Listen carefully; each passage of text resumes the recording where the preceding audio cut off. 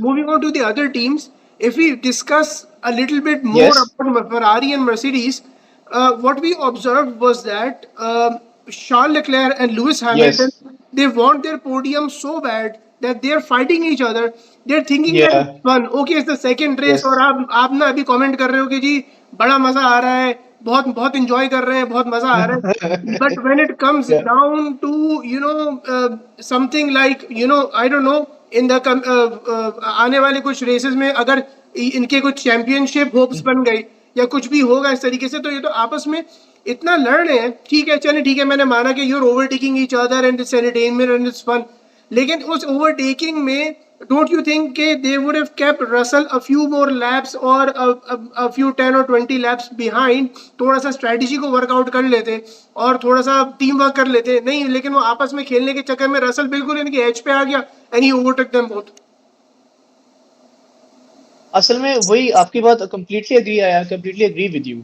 Ferrari Ferraris main problem is इनके यहाँ ना एक ही चीज होती है कि the driver who is faster he is free to compete and free to battle.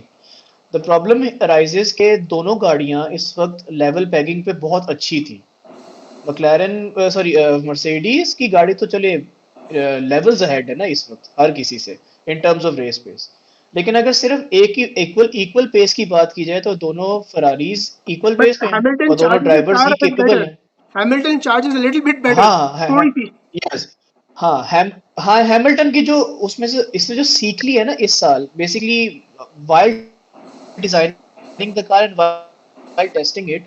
Hamilton का ये है कि he recharges the battery slightly better than Leclerc. Leclerc use बहुत जल्दी करता है.